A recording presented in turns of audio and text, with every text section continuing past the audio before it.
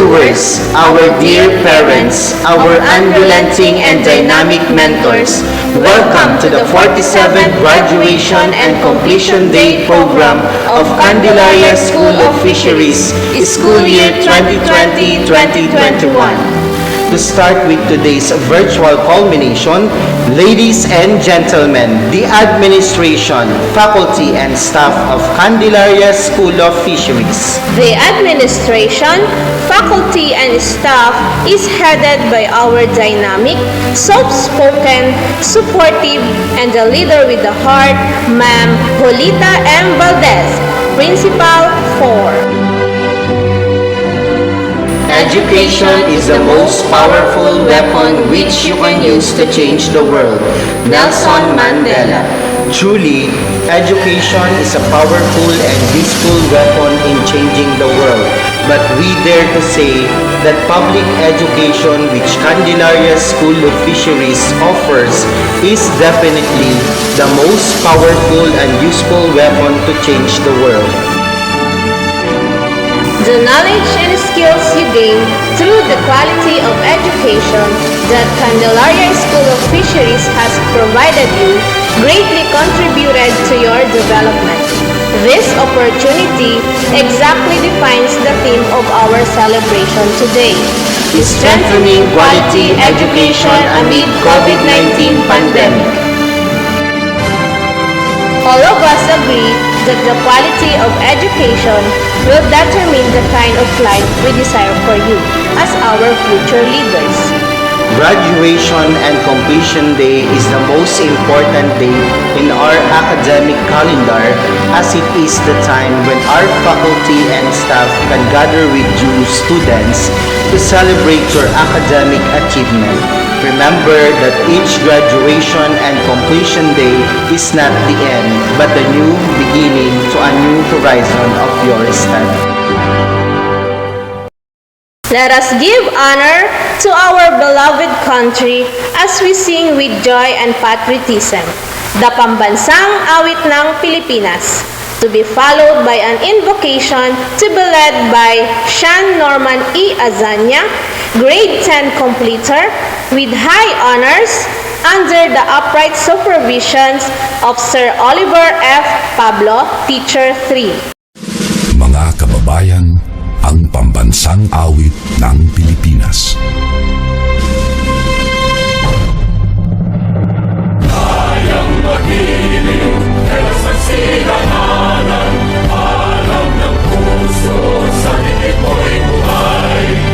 Upang hinirang, tuyagan ang magiting, sa mandulupin, di ka pasisigil, sa nalagang tutok sa simoy at sa langit ang pagkaw, ay hinanang tudlang awit sa pagkayang minamahal, ang isang ang matawad mo'y tagumpay na nag-iibig, ang bituin at araw niya kailan pa may di magtitigil. Luman ang araw ng walhagin pagsingkaw, buhay langit sa piling mo. Aming ligaya ng pagkay magamin, at mamatay ng dahil sa'yo.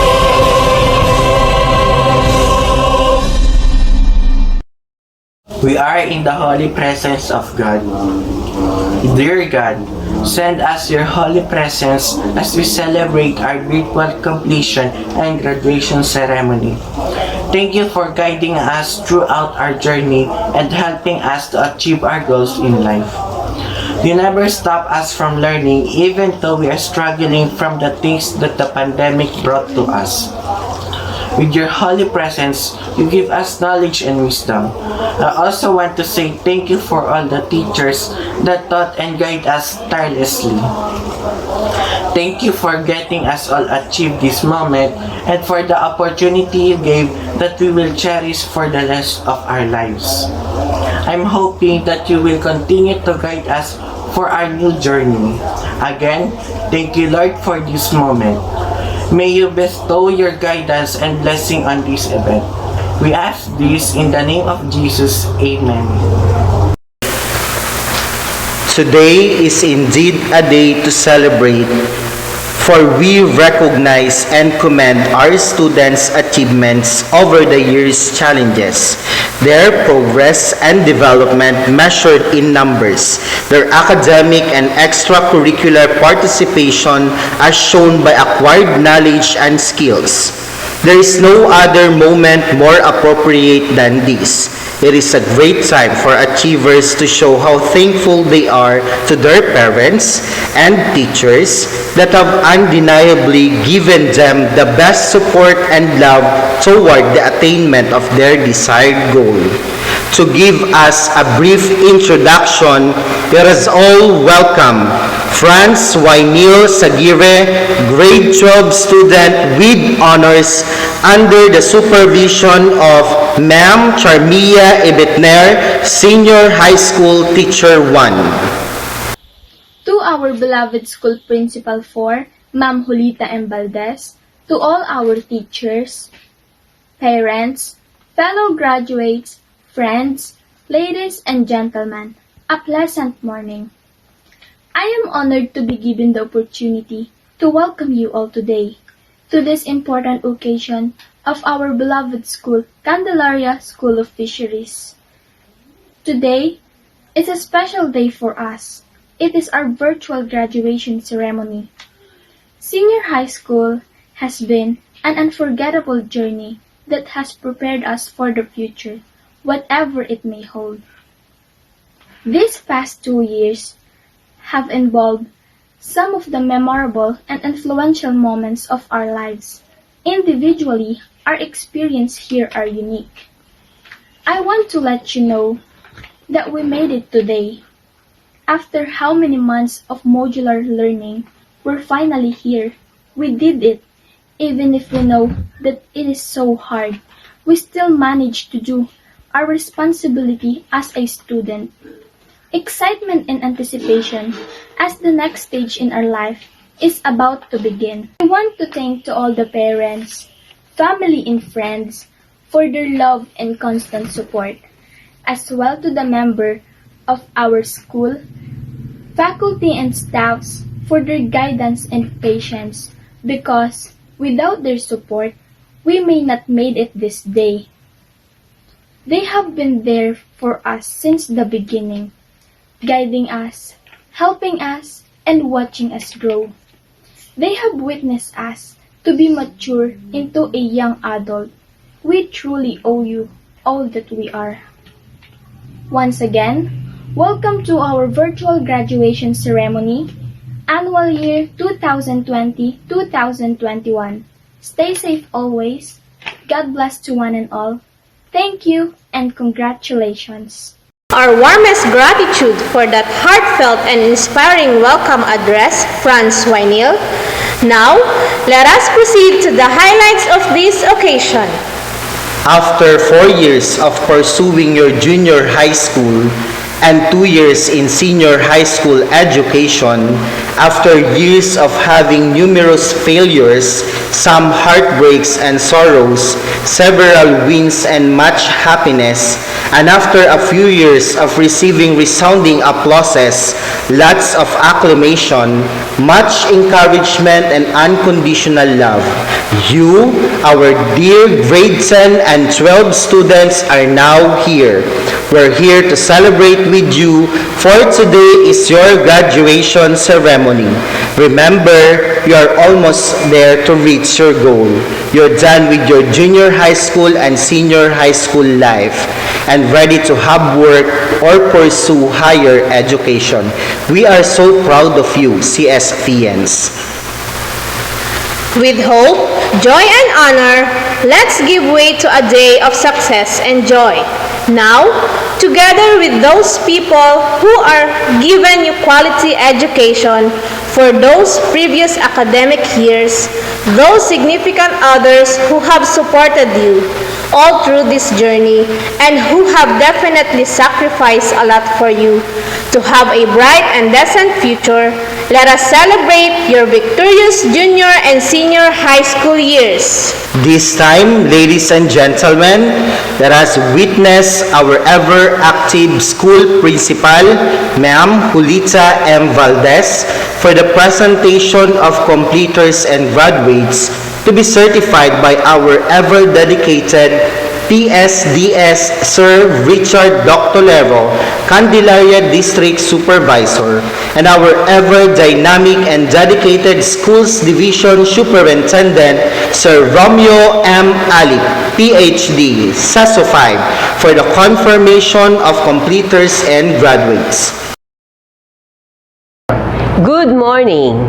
I have the honor to present to you the candidates for graduation of Candelaria School of Fisheries, composed of 34 boys and 34 girls with a total of 68 learners, and candidates for completion, composed of 48 boys and 42 girls with a total of 90 for this school year 2020-2021.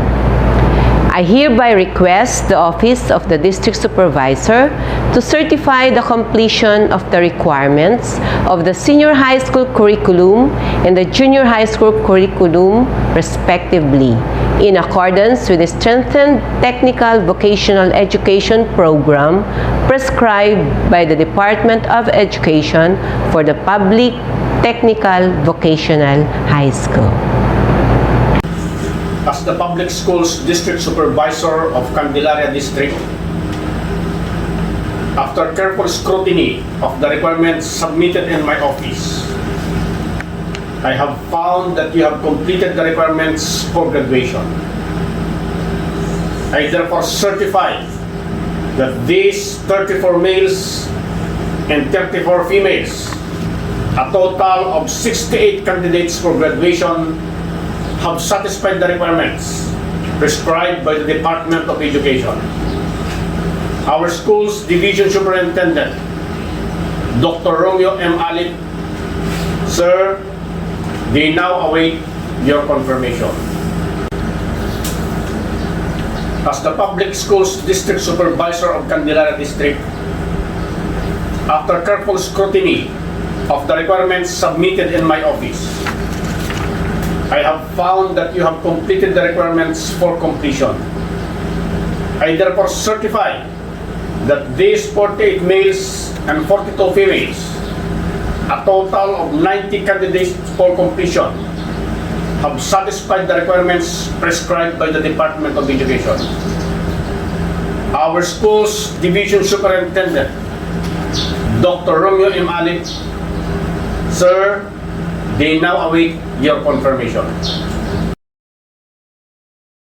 By the authority vested in me as the school's Division Superintendent of the Department of Education, Schools Division of Zambales, and having been presented by the school principal and duly certified by the Public Schools District Supervisor that you have completed the basic requirements prescribed by the Department of Education under the Basic Education Curriculum, I now confirm you completers and graduates for school year 2020-2021. Congratulations and God bless us all.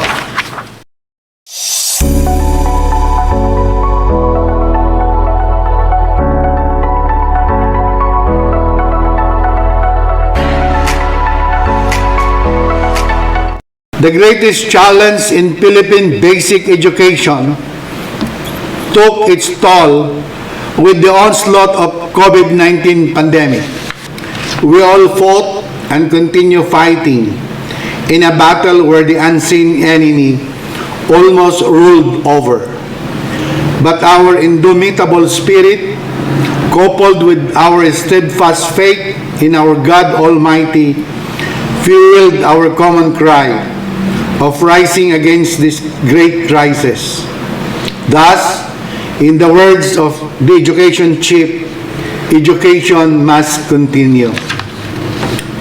Together, we braved the path and prepared for our next steps. And education did continue with our concerted efforts.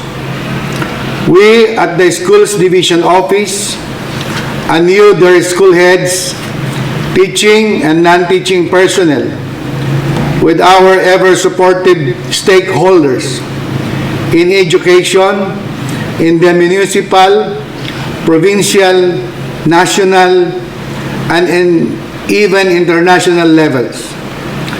Special commendations to all parents for the role they actively and very well played. We all made education happen amidst the dreadful threat of COVID-19. The process that we have undergone in this most challenging school year ever in the history of education made us even more resilient in our capacities to ensure that we can give the best of what we can offer to our beloved learners in the whole province of Zambales.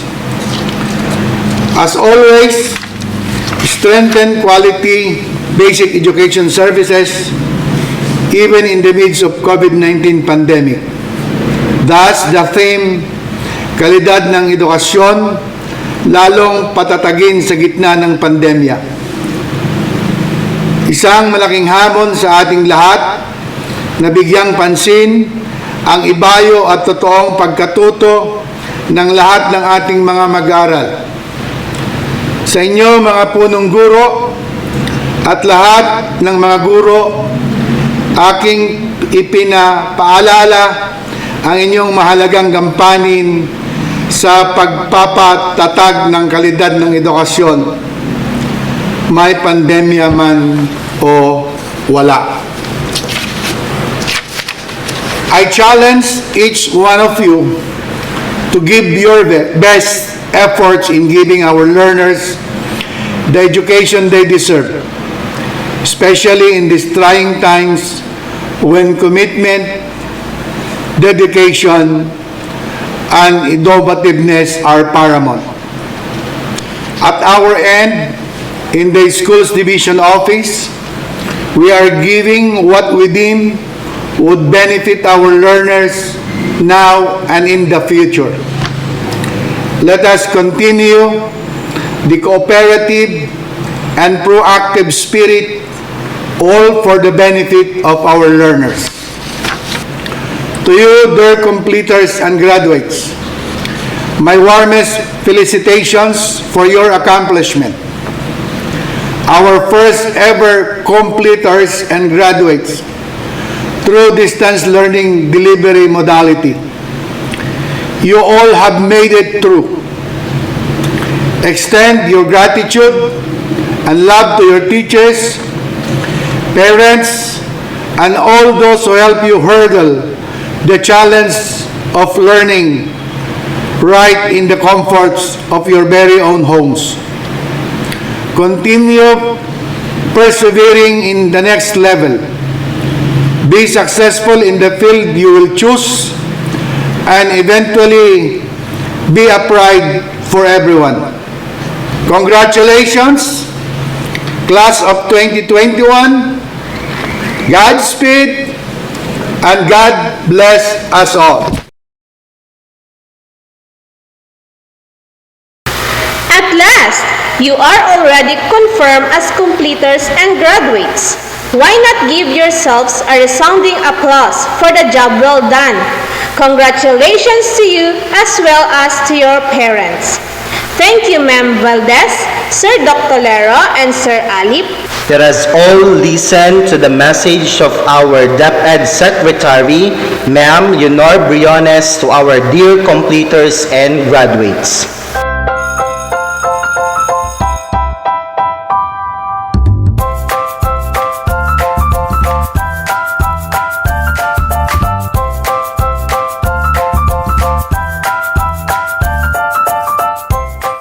Good day to each and everyone who is attending virtually present at this time of our graduation ceremonies for our beloved and very precious graduates for the school year which ends at this time.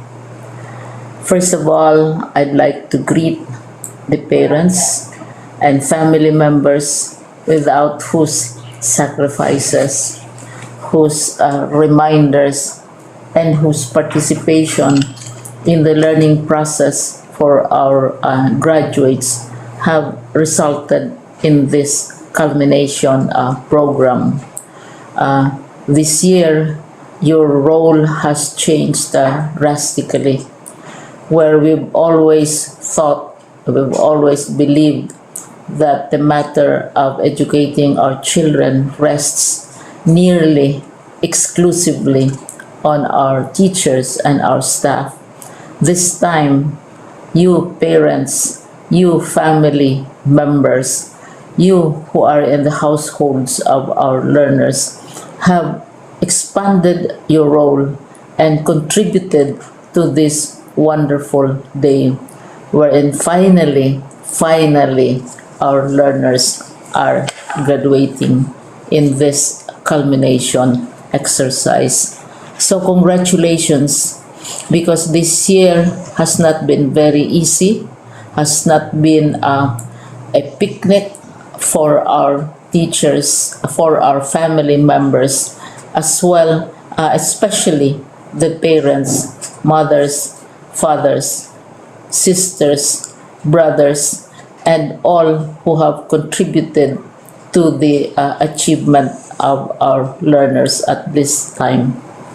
So, maraming salamat at congratulations, parents and family members. Mas malaki ang role ninyo at this time compared to earlier graduation exercises.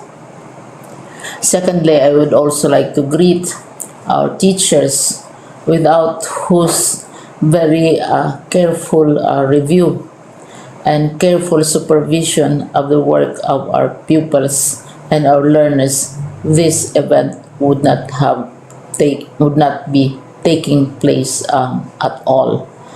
And so thank you, teachers. Your role has also expanded, in addition to seeing to it that the modules are faithfully followed, the assignments are correctly implemented, and the learners are truly learning. And you have had to deal with new ways of assessing the performance also of the learners.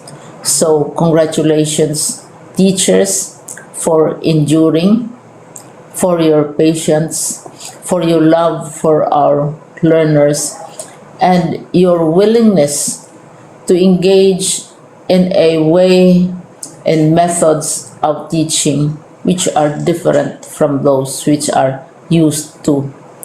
Assessment must have been especially difficult for you, especially since you were not able to see most of the time our students in face-to-face meetings, and most of the meetings, of course, were virtual.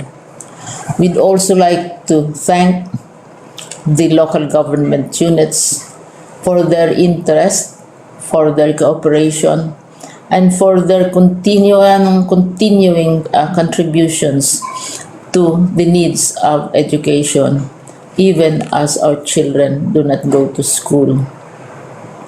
Your donations of material as well as financial resources at this time are most welcome, and your advice has been taken seriously not only by our teachers, by our school officials, but also by our officials in the Department of Education.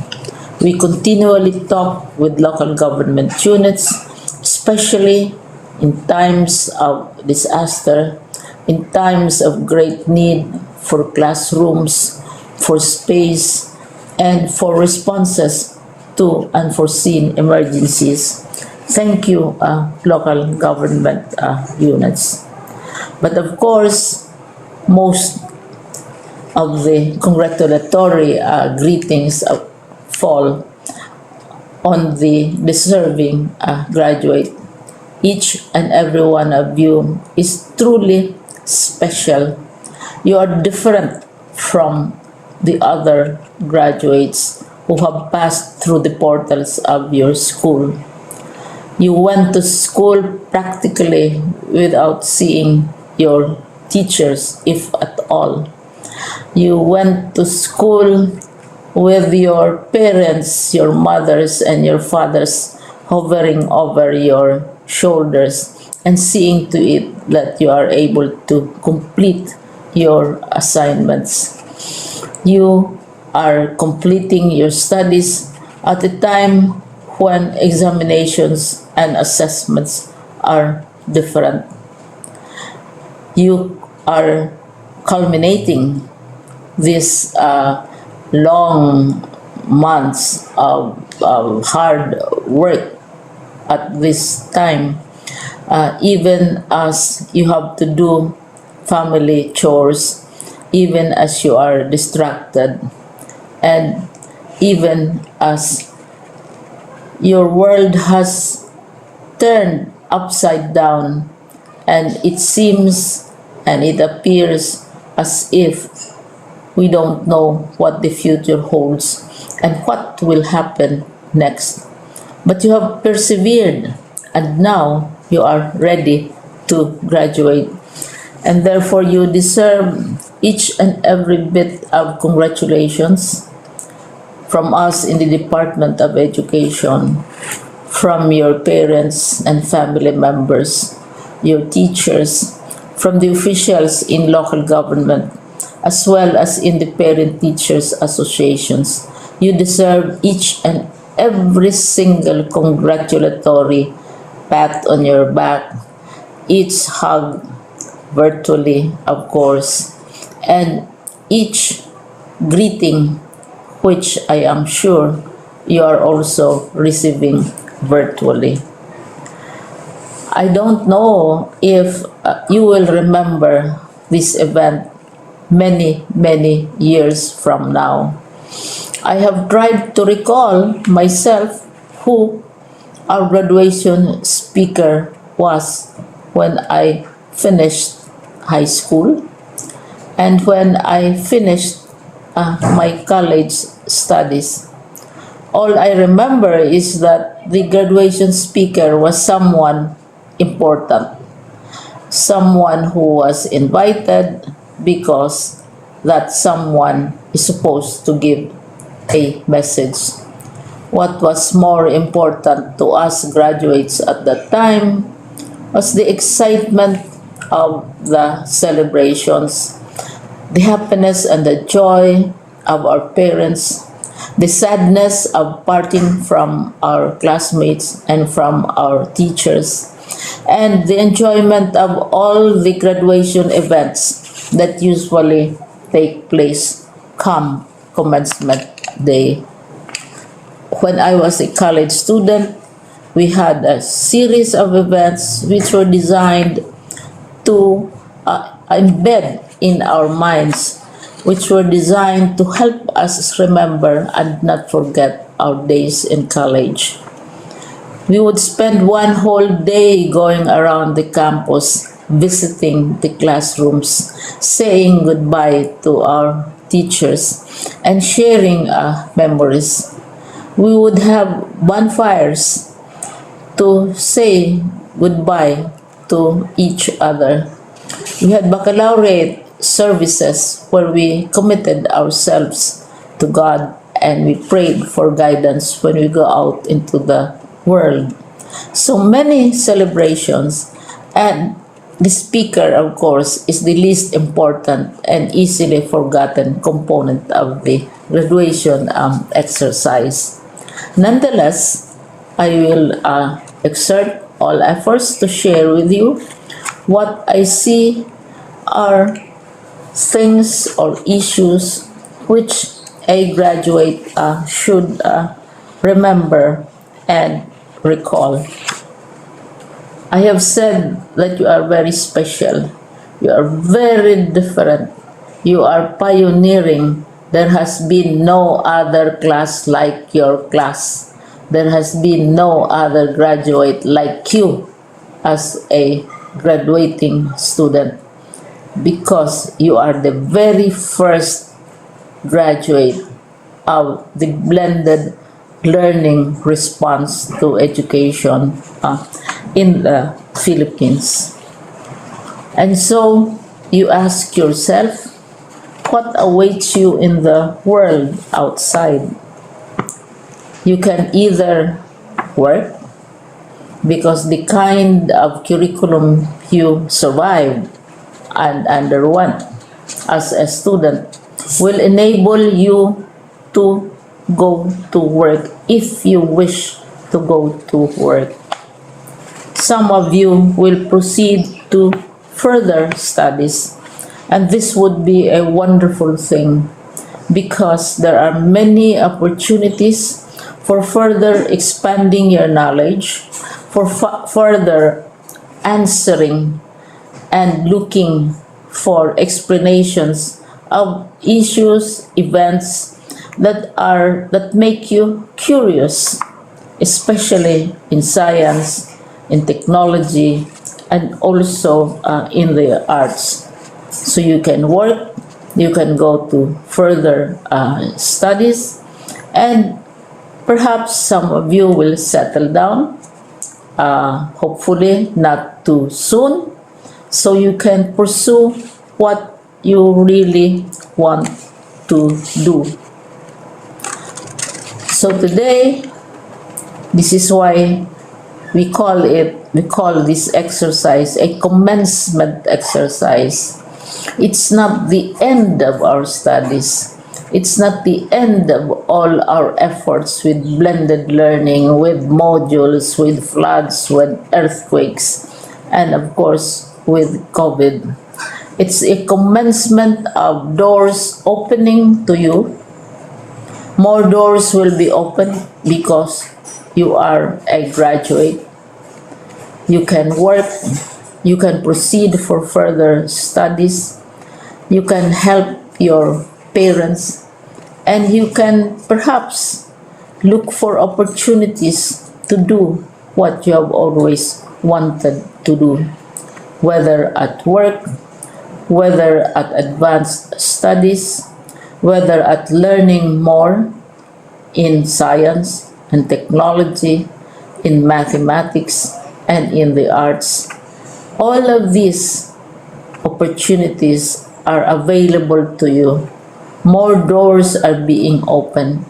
I hope you will select the door which arouses your curiosity, the door which will help you know more about this world, and the door which will allow you to contribute to the development of our country and contribute whatever we can to solve our problems and our challenges. Congratulations once more to each and every one of you. Congratulations to you, parents and family members. Congratulations to you, teachers. When I was chair of the board of Silliman University, each time we had graduation ceremonies, during the baccalaureate and during commencement itself, I would cry. I would cry because you are sending out into the world a new batch of graduates, and we want to be sure that what is awaiting them is appropriate. We want to be sure that they are ready for what awaits them when they select which door to open. And so, we tell you, go out to the world, do whatever you want to do. God be with you, and be assured that all of us love each and every one of you. Congratulations.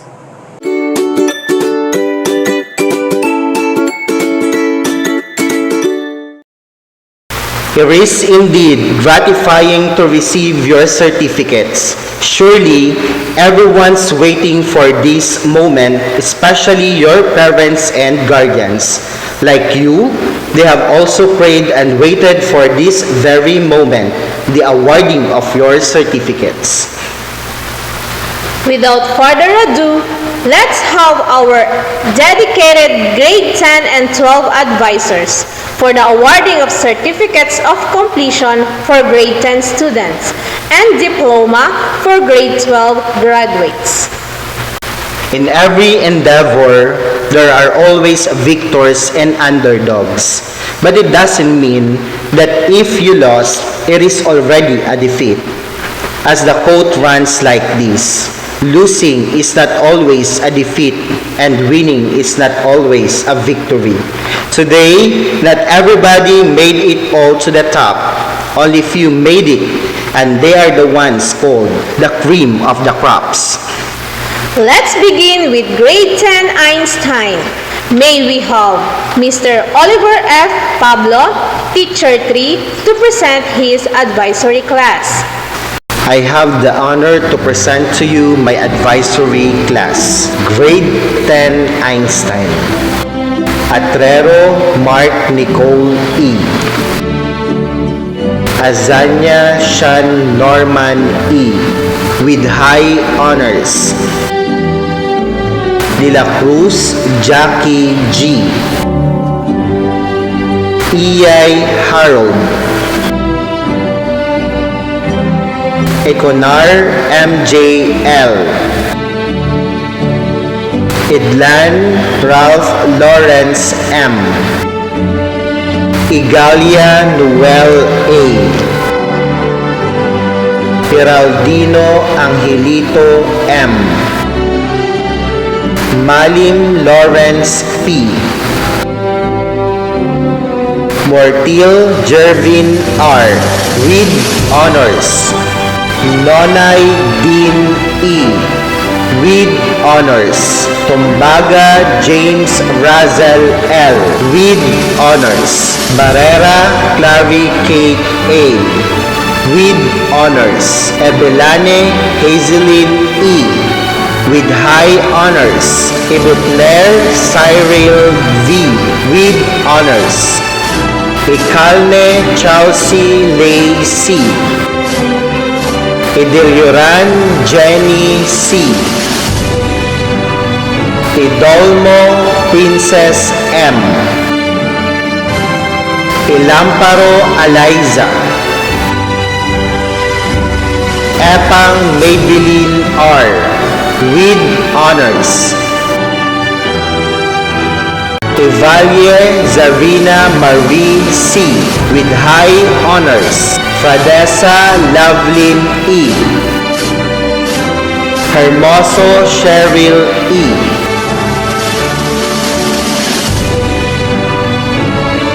Congratulations, Grade 10 Einstein, and to your parents. Continue your education as you continue reaching your goals in life. Remember, numbers will never define who you are. Persons with strong determination will be successful in the future. What a heartfelt message coming from Mr. Pablo. Thank you, sir. A warm congratulations to Grade 10 Einstein class and their parents. Let's proceed to Grade 10 Aristotle. May we have Ma'am Jenaline Ebalo, Teacher 2, to present her advisory class. I have the honor to present to you my advisory class, Grade 10 Aristotle. Agumbay Roy Vincent V. Arcala Sean Michael E. Eclarinal J.C. M. Eclivia Nathaniel A. Edolmo John Paul C. Elefane Mark Joseph S. with honors. Elemansil Christian Joshua B. Enciso Patrick D. with honors. Iviota Piolo B. Montejo Jonathan. Pulusan Zinky Oliver A. Rosario John Lloyd B. Abigania Christine Ann V. Ibitner Maria Angeline G. Ikura Kate E. Ednabe Dea Lee H. Enciso Darlene Carril with honors. Geraldino Angelica M. Labrador Jenny A. with honors. Labutap Eliza Maya C. with honors. Marty Catherine Jaya E. with honors. Sagire Kate M. with honors. Silvestre Sweetheart V. Congratulations for achieving another milestone of your life journey. God bless you all. What a heartfelt message coming from Mrs. Evalo. Thank you, ma'am. A warm congratulations to grade 10 Aristotle class and their parents. Let's have now grade 10 Pascal. May we have Mr. Roosevelt Ekle, teacher 3, to present his advisory class.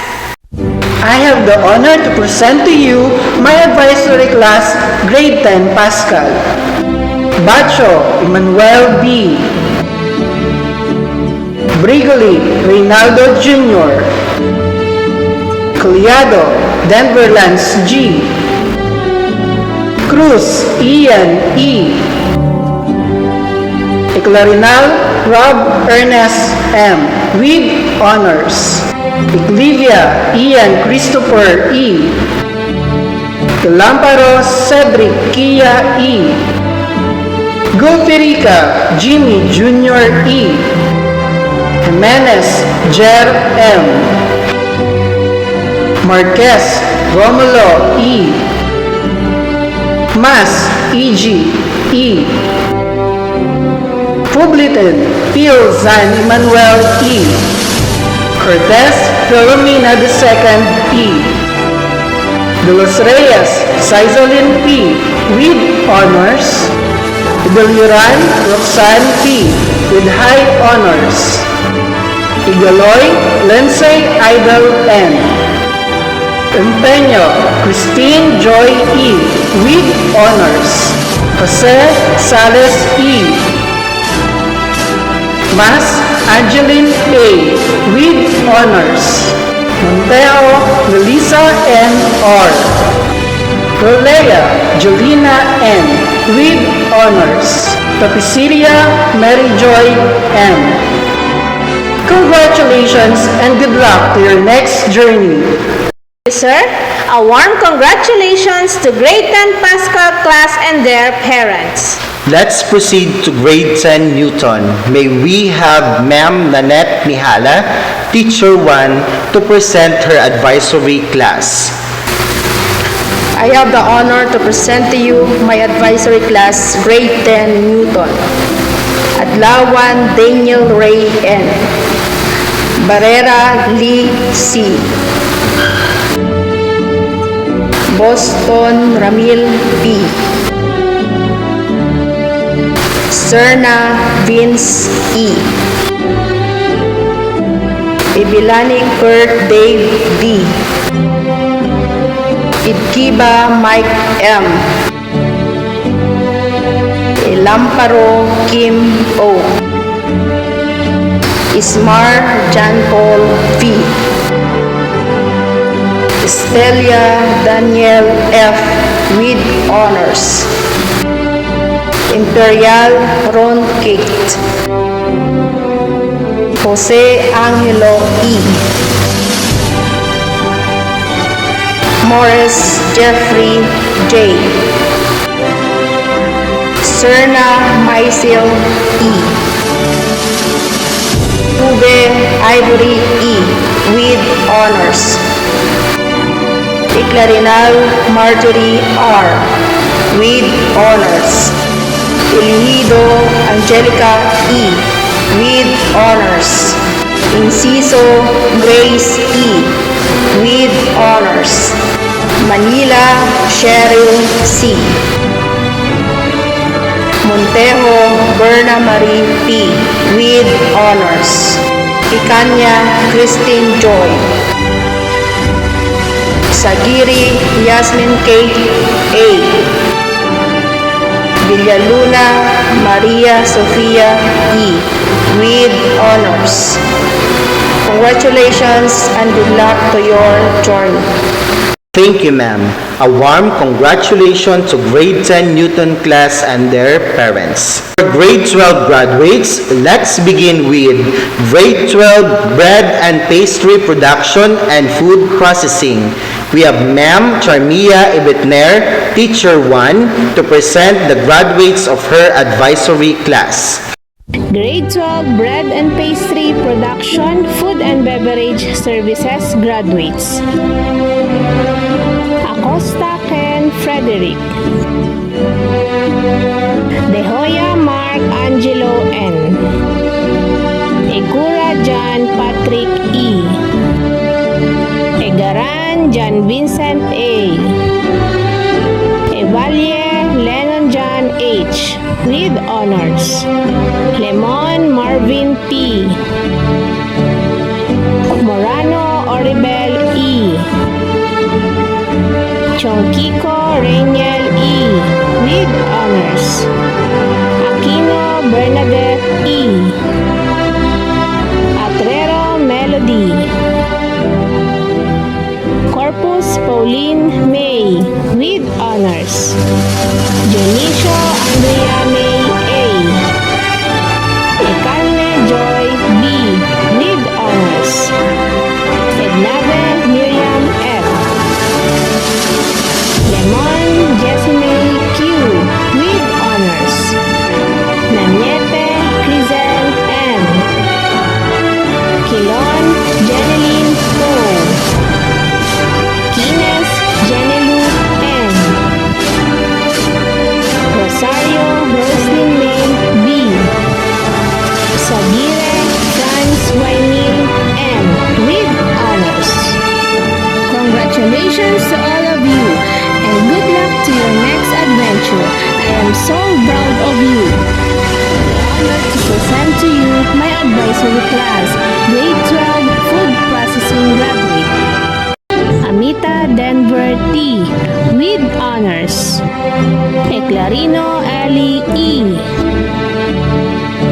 Garcia Rene Dieter. Reckelman Roy G. with honors. Castañeda Abigail A. Dakanay Daina A. De la Cruz Maria Lisbeth L. with honors. Ecarne Irish Yvette L. with honors. Ekchon Gayan E. with honors. Elefane Desiree A. Eviota Kathleen E. with honors. Eviota Kimberly E. with honors. Lemon Fernalyn S. Mana Jessa E. Marquez Maria Remedios C. with honors. Mercurio Lauren May C. Milano Caitlin Faye L. with honors. Montejo Mylene M. Tarunzon Resen U. with honors. Congratulations to all of you and good luck to your next What an adventure. inspirational message coming from Ma'am Ibitner. Thank you, ma'am. A warm congratulations to grade 12 bread and pastry production and food processing class and their parents.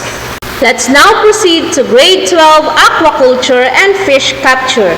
May we have Ma'am Ruth Atrero, Teacher 1, to present her advisory class. I have the honor to present to you my advisory class, Grade 12 Aquaculture. Abihon Jericho R. Anamos Ken Hiron E. Arboleda Dave Allen M. Bacho Binyil C. with honors. Bataya Terence Angelo. Castañeda John E. with honors. Cometa Ronnie A. Pikalnir Michael Angelo P. Sean Hezekiah Hezed E. Minor Mark V. Paasa Angelito Jr. C. with honors. Tapia Jonathan B. Minor Mary Grace. Congratulations! I am truly proud of you. May God continue to guide your journey and always be a good citizen of our country. I have the honor to present to you my advisory class, Grade 12 Fish Capture. Almandres Reynaldo B. Bacho Reno B. Compassion Janlek M. Compassion Jeric M. De la Cruz June C. Ebalo Kenrald A. Ibitner Ashley J. Esmar Janver B. Dolferica Ismael E. Imperial Clint Joseph E. Atrero Rogelin. Compassion Kristen Joyce M. Esmar Ronalyn. Pagaduan Joy E. Reyes Laarni. Soniga Rialin V. Congratulations! I am truly proud of you.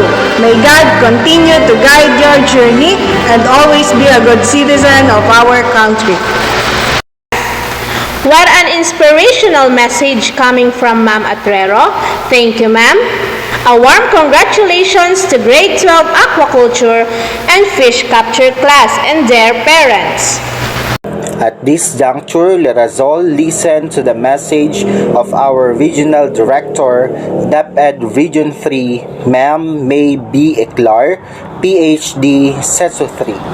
The school year 2020-2021 will forever be etched in the minds and hearts of every Filipino learner as the time when education took a drastic change. The classroom suddenly was no longer the physical structure in the school, but the virtual platform on the internet or a learning space at home. Teaching did not include anymore the chalk and the blackboard, but distance learning activities like online classes, radio and TV-based instruction, and self-learning modules. And yes, the teacher was not only limited to sir and madam, but it also meant the learners' parents and guardians at home. COVID-19 has definitely changed the landscape of the teaching and learning process. Yet, with our collective resolve and resiliency, which is uniquely Filipino, we vowed not to let this pandemic stop us from making learning happen, from ensuring that our children get an education. Through the DepEd Basic Education Learning Continuity Plan, we operationalized and concretized our vision and mission that our pursuit of quality education must continue despite the pandemic. My dear graduates, completers, and academic awardees of school year 2020-2021, you are the products of this unique period in our nation's education history when we were faced with a tremendous challenge in our learning delivery. Difficult as it may be, You still manage to survive and overcome the hurdles and obstacles owing to your adaptability and creativity. This alone makes you winners, game changers, and trailblazers. To our school leaders, teachers, parents, and other stakeholders who continue to brave the imminent danger posed by the COVID-19 virus to their health and their lives every day, just to make sure that our children do not stop from learning, you are the unsung heroes and frontliners of DepEd's mantra of Sulong Edukalidad. Our dear partners in education who have given immense support to our schools, we did not only push through with the school year. We made sure that our children receive quality learning in the face of these trying times. Strengthening the quality education amid the COVID-19 pandemic is not simply about the use of various distance learning delivery modalities.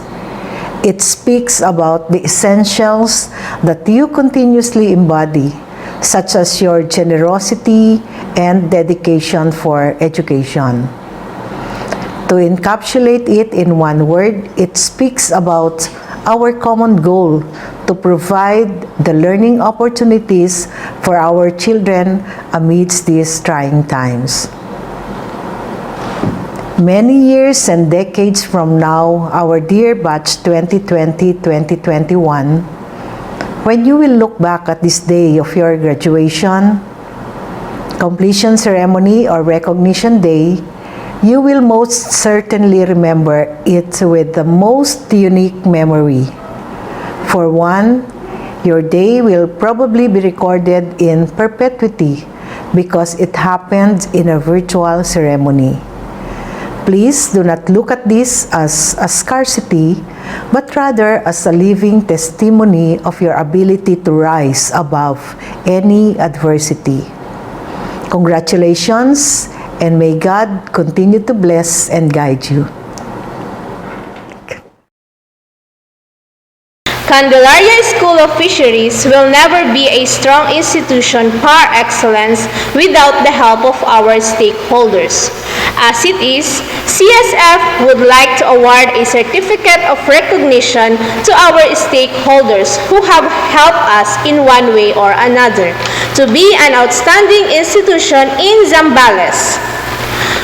Honorable Marcos Villanueva, Barangay Sinabakan, Honorable Alvin Mana, Barangay Malabon, Honorable Danilo Pulusan, Barangay Malimanga, Honorable Daniel Esteron, Barangay Wakun, Honorable Gloria Barnilio, Barangay Lucapon South, Santa Cruz, Zambales. Let's all hear the message of our energetic PTA President, Pastor Freddy V. Ferranco.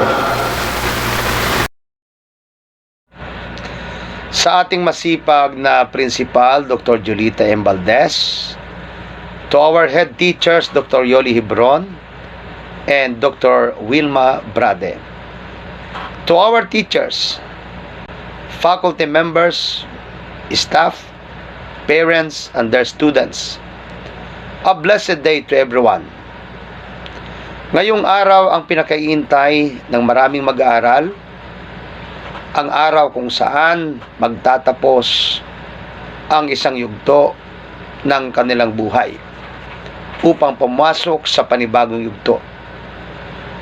At sa pagtatapos na ito, marami kayong napagdaanang pagsubok, tulad na lamang ng pag-aaral habang nasa gitna ng pandemya. Ngunit ito ay hindi naging dahilan para kayo ay tumigil. Sa pangunguna ng matatag na pamunuan ng ating paaralan at sa masisipag nating mga guro at empleyado at sa di matatawarang sakripisyo ng mga magulang, nakamtan ninyo ang inaasam na tagumpay. Sa anumang sitwasyon, lagi ninyong tatandaan ang sinabi ng Diyos sa aklat ng Philippians 4:19. I can do all things through Christ who gives us strength. Tunay nga ang lakas natin ay nagmumula sa Diyos. Siya ang nagbibigay sa atin ng talino, nagbibigay sa atin ng bukas na pintuan. Kaya sa anumang pangarap at inaasam na tagumpay, isama natin ang Diyos. At huwag tayong titigil sa pagtupad ng ating mga pangarap upang tayo ay magkaroon ng magandang buhay at kinabukasan. Tandaan niyo po, hindi ipagkakait ng Diyos ang ating mga pangarap. Kung buong puso tayong nagtitiwala sa Diyos at sa ating sarili, kayang-kaya po natin na makamtan ang ating mga pangarap. Kaya, pagpalain tayo ng Diyos at pangunahan tayo sa ating mga pangarap. May God bless you all and congratulations to all of you. Thank you, sir, for your inspirational message. Candelaria School of Fisheries, on its 50th year, continues and will continue to give quality and meaningful education to learners. At this moment, let's hear our dedicated school principal, Ma'am Julita M. Valdez, to give us the State of the School address. Good morning. In Candelaria School of Fisheries, the implementation of quality education to every learner has strengthened by providing opportunities for printed module approach. Candelaria School of Fisheries have been working closely with DepEd together with the education stakeholders for the implementation of its basic education learning continuity plan and COVID-19 response plans to ensure continued learning and utmost safety of the learners, parents, teachers, staff, and other stakeholders. It has strengthened the educational planning and health of everyone to provide quality, inclusive, and accessible education for every learner. We had continued our toil in fulfilling our goals amidst these difficult times. Our steadfast lead us to conquer difficulties, serve as challenges to become successful. Truly, this year's theme, Strengthening the Quality of Education Amid the COVID-19 Pandemic, is an up to describe how and what we are today. For this, as the leader of this prestigious institution of learning, it is my pride and honor to report to you our remarkable accomplishments. For our dropout rate, I'm so happy to tell everyone that we have 0%. 85.71% completion rate, 100% graduation rate, 85.71 cohort survival rate, and 100% promotion rate. Likewise, we are also happy to tell everyone that we have 0% failure rate. Okay, for MOOE disbursements, we had purchased storage boxes, self-learning materials and other learning materials, purchased 1 photocopier machine and 11 printers, procured 3 flat-screen TVs, put up water system for fish capture building, constructed storage room in fish capture, procured fog machines and UV disinfecting lights, learning materials such as notebook, ballpen, folder, bond paper, pencil were given to our learners for free, repaired sewing machines, procurement of clay pots for plant day, provision of ID of employees, repainted and repaired fish processing laboratory, repaired air conditioning units and office equipment, constructed conference table for SBM Center, purchased 3 units high-speed sewing machines, repaired and maintained school vehicle, constructed makeshift canteen, purchased 4 air conditioning units, provided internet connectivity, purchased paddle wheel, purchased additional fish processing and cookery supplies and materials, constructed gulayan sa paaralan benches and trellis, renovated aquaculture fish tanks, provision of cosmetology for beauty care room, provided internet facilities, constructed new gate, purchase of hygiene and sanitation and COVID-19 supplies. And for our other achievements, we have 100% achieved the objectives stated in the Basic Education Learning Continuity Plan, such as ensured the readiness of the school, which determined the most appropriate teaching learning modalities to develop the most essential learning competencies among our learners, provided transition guidance and assistance to teachers on the preferred modalities, crafted contextualized school learning continuity plan, oriented learners and parents of the teaching learning modalities, ensured a safe, healthy, and conducive learning environment, strengthened and revitalized partnership with our stakeholders, ensured adherence to the implementation of a school LCP, ensured the adherence to policies and guidelines on the implementation of LCP,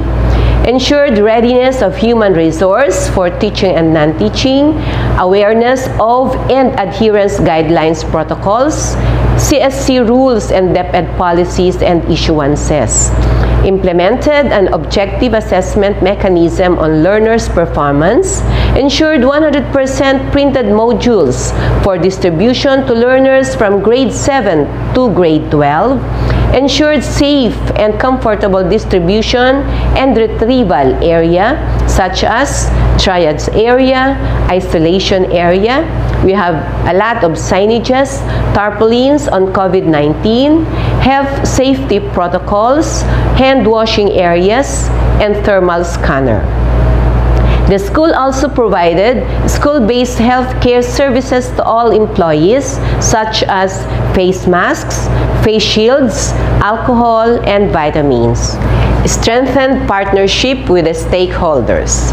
Received COVID-19 supplies from Vice Mayor Byron Jones Edquilang and also conducted medical mission. Received printer, bond papers, and COVID-19 supplies from our Alumni Association headed by Engineer Edwin E. Ebdane. Received a printer from our very own Congresswoman Cheryl Deloso Montalia. Also, we improved the competence and strengthened the character and commitments of teachers through school LAC sessions conducted and attendance of teachers in other webinars and online trainings in improving instruction. We also ensured a 100% responsive school clinic services. Also ensured that school buildings and facilities are safe, secured, and sanitary safe. We applied for assessment centers for cookery and fish processing. We also conducted the ISO certifications from stage 1 to 4. We improved the SBM center and the level of practice. We also provided the learners intervention and innovations for learner development through the conduct of home visitations. We provided area for disinfection of retrieved modules and received modules, disinfection of offices, classrooms, and school grounds. Installed room for radio-based instruction with initial equipment delivered by the Department of Education. We received recently 1 unit of motorized fiberglass reinforced plastic boat from Kawanihan ng Pangisdaan at Yamang Tubig, Region 3, in coordination with the Provincial Fishery Officer of Zambales, Neil D. Encinares of BIFAR. We have 100% utilization and liquidation of our school's MOOE. We awarded plaque of appreciation to all barangay captains and stakeholders. In closure, amidst COVID-19 pandemic, still, we are determined to achieve success and to survive from any hindrances, and at the end, be an instrument leading to a successful school. Mabuhay CSFians! #I love CSF! Hashtag mitatambay, milalabi. Thank you, Ma'am Valdez, for that very informative State of the School address. Truly, Candelaria School of Fishery is on its way of providing excellent education. CSF, moving forward to a culture of excellence. Mitatambay, milalabi, CSF, posible. To our dear graduates and completers, congratulations! Yet, this is not the end. Success is just way up there, waiting to be unfolded and taken gloriously by you. We are encouraging you to continue the race and move toward the finish line. You can run, you can walk, crawl if you must. Just don't give up. With that, congratulations, dear CSFians, our beloved school principal, teachers, staff, and parents. Kudos to all of us for a job well done. This has been Mr. Oliver F. Pablo and Mrs. Charmia B. Ibitner, your Masters of Ceremony. A blessed day to everyone. Mitatambay, milalabi, CSF, posible.